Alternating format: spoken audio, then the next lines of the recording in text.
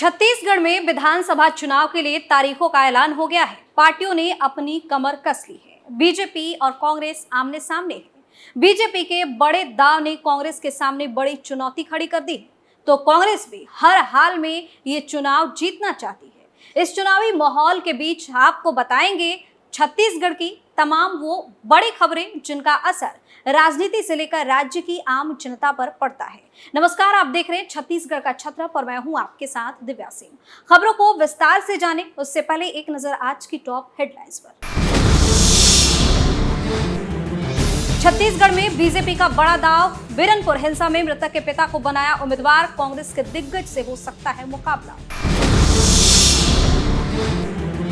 राज्य में कांग्रेस की कल्याणकारी योजनाओं पर भारी पड़ेंगे बीजेपी के वादे। सत्ताधारी दल के लिए बड़ी चुनौती, हिंदुत्व बनेगा एक बड़ा मुद्दा। छत्तीसगढ़ में कांग्रेस की 65 सीटों पर तय हुए उम्मीदवारों के नाम। खराब परफॉर्मेंस करने वाले विधायकों का कटेगा टिकट। छत्तीसगढ़ शराब घोटाले में बड़ा खुलासा। बोतलों पर लगाए जाते थे नकली होलोग्राम। सरकार को 1200 करोड़ का नुकसान। सबसे पहली खबर में बात बीजेपी के बड़े दाव की। छत्तीसगढ़ विधानसभा चुनाव के लिए बीजेपी ने उम्मीदवारों की दूसरी लिस्ट जारी की। राज्य में आचार संहिता लगने के करीब 4 घंटे बाद बीजेपी ने अपने 64 उम्मीदवारों के नामों की घोषणा कर दी। इस लिस्ट में सबसे ज्यादा चौंकाने वाला नाम साजा विधानसभा सीट से है। बीजेपी ने साजा विधानसभा से ईश्वर साहू को उम्मीदवार बनाया है। बता दें कि ईश्वर साहू बिरनपुर हिंसा के पीड़ित हैं। बेमेतरा जिले के बिरनपुर गांव में इसी साल हिंसा हुई थी। इस हिंसा में मारे गए युवक भुवनेश्वर साहू के पिता को बीजेपी ने टिकट देकर बड़ा दांव खेला है।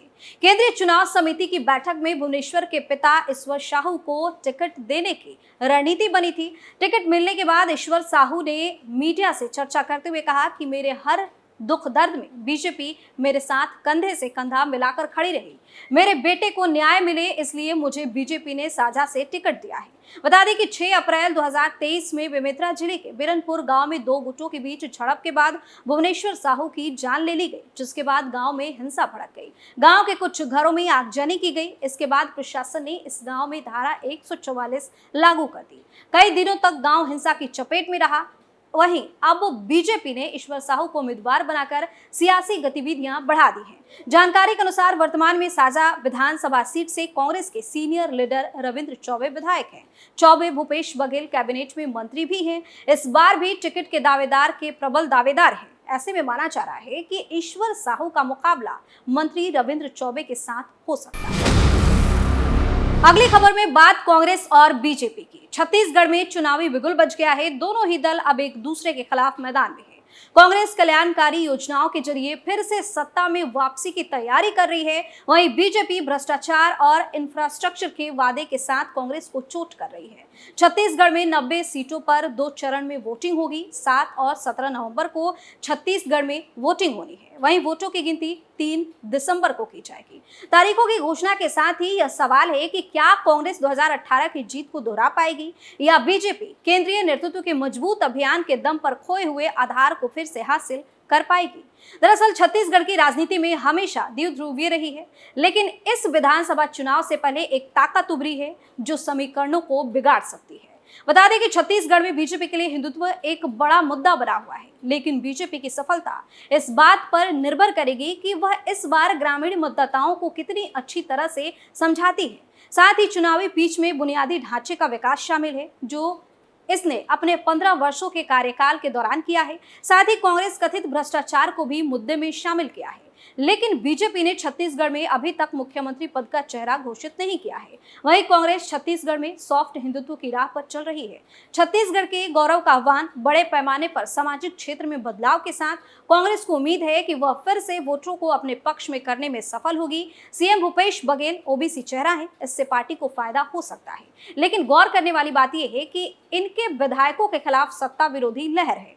वहीं छत्तीसगढ़ चुनाव में धान का समर्थन मूल्य एक बड़ा मुद्दा है। धान किसान अपनी उपज के लिए लगातार उचित मूल्य की मांग करते रहे हैं, जिसे दोनों दलों ने समय समय पर हैंडल किया है। बता दें कि छत्तीसगढ़ में कांग्रेस की सरकार मुख्य रूप से किसानों के कल्याण और अन्य सामाजिक क्षेत्र के खर्च पर ध्यान केंद्रित कर रही है। पिछले 5 वर्षों में बुनियादी ढांचे का विकास एक चुनौती रहा। वहीं छत्तीसगढ़ के दक्षिणी बस्तर और सरगुजा के उत्तरी क्षेत्र दोनों जगह की जनजातीय क्षेत्रों पर लगातार फोकस किया जा रहा है। सरगुजा में कोयला खनन और पर्यावरण संबंधी चिंताएं विवादास्पद मुद्दे हैं। इसके साथ ही प्रदेश में भ्रष्टाचार भी एक बड़ा मुद्दा है। राज्य लोक सेवा आयोग के चयन में कथित भाई भतीजावाद और भ्रष्टाचार को लेकर विवाद उच्च न्यायालय तक पहुंच गया है। यह प्रधानमंत्री नरेंद्र मोदी, अमित शाह के प्रचार भाषणों का हिस्सा है। इसके अलावा शराब घोटाले और कोयला वसूली घोटाले के आरोप भी हैं। दूसरी तरफ राज्य में 3 बड़े खिलाड़ी का जिक्र होता रहता है, जिसमें सीएम भूपेश बघेल, पूर्व सीएम रमन सिंह और सरगुजा राज्य के महाराजा टीएस सिंहदेव शामिल। तीसरी खबर में बात कांग्रेस की तैयारी की। छत्तीसगढ़ सहित 5 राज्यों में चुनाव की तारीखों का ऐलान कर दिया गया है। वहीं छत्तीसगढ़ विधानसभा चुनाव के लिए कांग्रेस ने अपनी तैयारी तेज कर दी है। कांग्रेस की पहली लिस्ट को लेकर अटकलें लगाई जा रही हैं। इसी बीच एक बड़ा अपडेट सामने आ गया। दरअसल कांग्रेस छत्तीसगढ़ में विधानसभा चुनाव के लिए उम्मीदवारों ने नामों को अंतिम रूप देने के लिए 13 अक्टूबर को केंद्रीय चुनाव समिति की बैठक करेगी। पार्टी के एक सूत्र ने कहा है कि सीईसी की बैठक राष्ट्रीय राजधानी में होगी, क्योंकि स्क्रीनिंग कमेटी की कई दौर की बैठक पहले हो चुकी है। 90 में से 65 विधानसभा सीटों पर एक नाम तय कर लिए गए हैं। 25 सीटों पर पैनल में 2 या 3 नाम पर अभी फैसला होना बाकी है।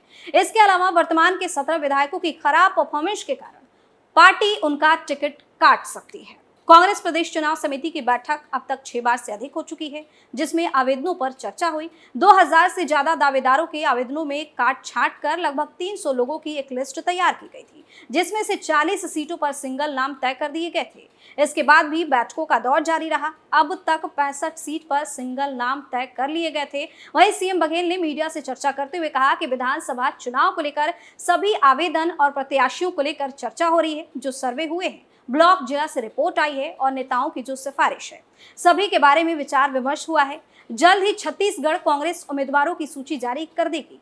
बता दें कि कांग्रेस छत्तीसगढ़ में जोर शोर से चुनाव प्रचार कर रही है। कांग्रेस अध्यक्ष मल्लिकार्जुन खड़गे, राहुल गांधी और पार्टी महासचिव प्रियंका गांधी आगे बढ़कर नेतृत्व कर रही हैं। तीनों नेता पहले ही चुनावी राज्य में सार्वजनिक बैठकों को संबोधित कर चुके हैं। भूपेश बघेल के नेतृत्व वाली कांग्रेस सरकार ने आदिवासी बहुल राज्य में कई जन समर्थक योजनाएं भी शुरू कर दी हैं और पार्टी को लगातार दूसरी बार सत्ता में लौटने की उम्मीद है। और अब आखिरी खबर में बात शराब घोटाले की। ईडी ने छत्तीसगढ़ हाईकोर्ट में पेश किए गए दस्तावेज में इस बात का खुलासा किया है कि 2000 करोड़ रुपए से अधिक के शराब घोटाले में प्रदेश में बड़े पैमाने पर नकली होलोग्राम की आपूर्ति की गई थी। इसके लिए उत्तर प्रदेश के नोएडा की company messrs prism holography security film private limited के डायरेक्टर विधु गुप्ता ने पूर्व आबकारी आयुक्त अरुणपति त्रिपाठी को टेंडर दिलाने के लिए 90 लाख रुपए की रिश्वत दी थी। कंपनी ने राज्य के वरिष्ठ अधिकारियों की मिलीभगत से करोड़ों रुपए कमाए। अरुणपति ने 2 अन्य आईएएस अधिकारियों के साथ सिंडिकेट बनाकर काम किया। हाई कोर्ट में पेश किए गए दस्तावेज में ईडी ने बताया कि उक्त तीनों अधिकारियों ने विधु गुप्ता की कंपनी से 5 साल में 80 करोड़ होलोग्राम बनाने का अनुबंध किया और प्रति होलोग्राम 8 पैसे का कमीशन तय हुआ। वहीं पूछताछ में विधु गुप्ता ने बताया कि अरुणपति त्रिपाठी सीरियल नंबर देते थे। ये होलोग्राम की संख्या होती थी जो पहले से ही मुद्रित की जा चुकी होती, साथ ही उत्पादक शुल्क को आपूर्ति की जा चुकी होती थी। इसके बाद फर्जी होलोग्राम बनते थे। इसे शराब की बोतलों पर लगा दिया जाता। इससे राज्य के खजाने को करीब 1200 करोड़ रुपए का नुकसान हुआ है।